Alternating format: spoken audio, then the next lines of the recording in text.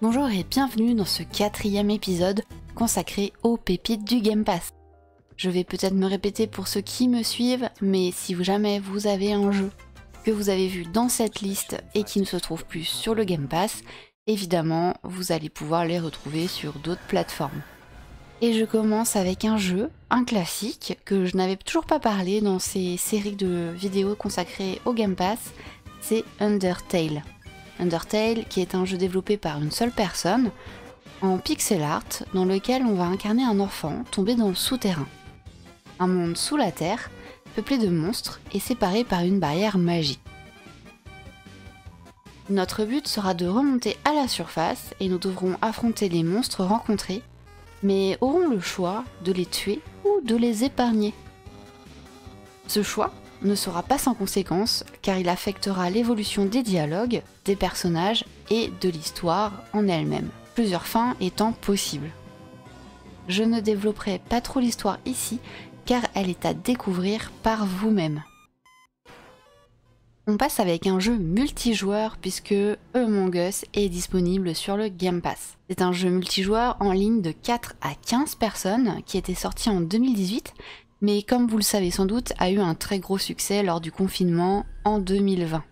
Pour ceux qui ne le savent toujours pas, le jeu se situe dans l'espace et 1 à 3 joueurs sont choisis au hasard à chaque début de partie pour incarner le rôle d'imposteur, tandis que les autres sont des coéquipiers, des vrais membres d'équipage.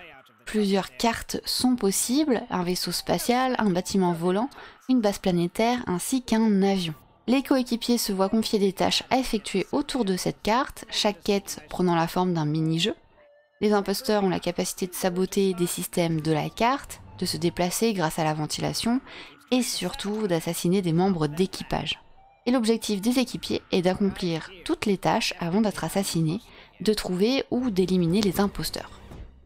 Quand un coéquipier trouve un cadavre, il le signale et une réunion débute pour débattre ensemble sur le ou les potentiels meurtriers en recoupant les informations. Les imposteurs pourront aussi faire des sabotages qui, s'ils ne sont pas réparés à temps, les feront gagner, ou encore retourner le cerveau des coéquipiers afin d'éliminer l'un des leurs lors de la réunion. La partie se termine lorsque les imposteurs ont tué suffisamment pour que le nombre d'imposteurs soit égal au nombre d'équipages ou lorsque les coéquipiers ont fini toutes les tâches. Ou encore que les imposteurs ont tous été démasqués et éjectés. Among Us est un jeu vraiment fun, et peut-être que vos amis ne seront plus vos amis après ce jeu. On passe sur un jeu un peu plus chill puisque c'est Unpacking, sorti fin 2021. Unpacking, c'est un petit jeu de 2-3 heures environ, où l'on déballe des cartons afin de les ranger dans des pièces de la maison. On parcourt ainsi la vie d'une jeune femme de son enfance à sa vie d'adulte, en déballant et en plaçant au bon endroit les objets de sa vie qu'elle garde ou non à travers les années. Unpacking est un pur jeu méditatif et est très touchant par son histoire. Vous connaissez sans doute Ni no Kuni, la vengeance de la sorcière céleste. Et oui, le jeu est disponible sur le Game Pass. C'est un RPG qui nous embarque dans un univers captivant et touchant, remasterisé pour le Game Pass justement. Nous incarnerons Oliver, un garçon parti explorer un monde parallèle dans l'espoir de devenir magicien et ainsi ressusciter sa mère. On se liera d'amitié avec de nombreux personnages et animaux qui nous aideront tout au long de notre aventure.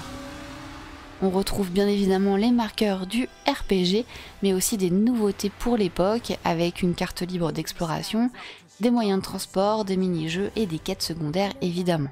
Vous découvrirez un monde spectaculaire avec des nombreux paysages, des villes incroyables. Vous l'aurez compris, Ni no Kuni est l'œuvre de deux grandes pointures, l'un dans le jeu vidéo avec Level 5, Dragon Quest ou Professeur Layton sont des jeux développés par ce même studio, et le mythique studio Ghibli. Le compositeur des musiques des films Ghibli signe également les musiques de Ni no Kuni par exemple.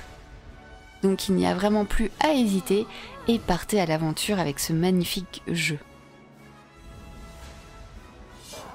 Et on continue avec un style différent, puisque c'est un jeu vidéo épisodique d'aventure narrative avec Tell Me Why. On va incarner Tyler et Alison Ronan, jumeaux à l'histoire difficile, qui sont connectés l'un à l'autre. Nous découvrirons leur histoire à travers leurs souvenirs d'enfance et devront comprendre ce qu'il s'est vraiment passé dans leur vie et dans la ville de Delos Crossing située en Alaska.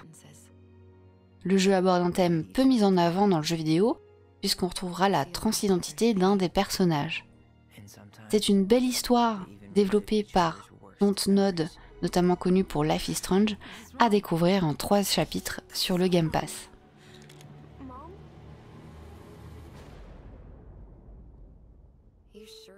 On passe sur un jeu un peu plus casse-tête puisque c'est Super Liminal, un jeu d'énigmes à la première personne qui s'appuie sur la perspective forcée et les illusions d'optique.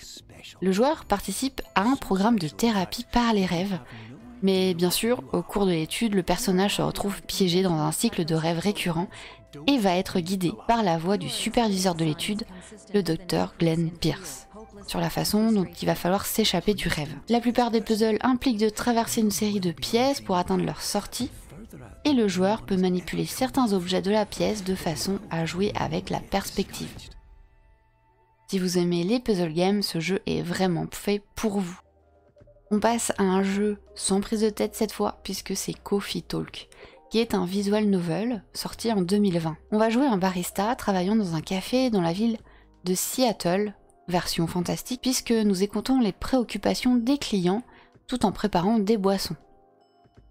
Et ces clients, ce sont autres que des elfes, des orques ou des sirènes. L'intrigue du jeu dure 2 semaines et chaque jour, divers personnages visitent le café et discutent de leurs préoccupations avec le barista. Le gameplay consiste principalement à lire des dialogues, interrompus par un mini-jeu dans lequel on prépare diverses boissons en utilisant des ingrédients pour le café. Mais ces boissons que l'on prépare peuvent avoir un effet sur les événements de l'intrigue du jeu. À tout moment, nous pourrons également regarder notre smartphone afin de consulter les profils de médias sociaux des personnages. Pour ceux qui adorent ce style de jeu, une suite a été également annoncée pour 2023. Un jeu que je n'ai pas encore eu le temps de terminer mais que j'aime bien, c'est Pentiment, un jeu de rôle et d'aventure narratif qui se déroule en Bavière au XVIe siècle, dont le style graphique est un mélange entre manuscrit et art médiéval. On va incarner l'artiste Andreas Mahler qui va devoir enquêter sur le meurtre d'un personnage du jeu et dont un de ses amis est accusé. Il y aura évidemment d'autres complots et enquêtes à découvrir durant cette aventure. Le grand plus du jeu, c'est la période historique de l'arrivée du protestantisme qui est vraiment très bien développée et très poussée. Autre ambiance avec cette fois-ci un jeu de rythme. Alors excusez-moi pour l'accent, c'est Taiko no Tatsujin, The Drum Master. On va jouer du tambour et nos talents seront mis à rude épreuve avec plus de 70 chansons allant de la musique classique à des morceaux cultes. Nous pourrons jouer à 2 en coop ou en s'affrontant en combat de score pour savoir qui est le meilleur. Vous pourrez aussi participer à des matchs classés dans lesquels vous affronterez d'autres joueurs en 1 contre 1 pour grimper dans le classement en ligne mondial. Enfin, au fur et à mesure de votre progression, vous obtiendrez des avatars et des costumes personnalisés. Si vous aimez les jeux de rythme, ce célèbre jeu japonais est fait pour vous. Et je termine cette 4e série des jeux du Game Pass avec Far Changing Tides. On y incarne un petit personnage, Toei, qui va parcourir les flots à bord d'une embarcation sommaire. On parcourt un monde englouti par les eaux, on récupère des objets à travers des petits puzzles assez simples afin d'améliorer notre bateau. On ne connaît pas notre destination finale, mais on maintient le cap tout en voyant défiler un paysage de maisons, de bateaux et autres usines abandonnées sans âme qui vivent à l'horizon. Ce petit jeu de 5-6 heures est très reposant et parfait pour une soirée de jeu chill. Far Changing Tides clôture cette vidéo. Je vous retrouve très bientôt pour un nouvel épisode concernant les pépites du Game Pass, mais également concernant d'autres jeux vidéo. Je vous dis à très vite sur Twitch et YouTube. Bye bye.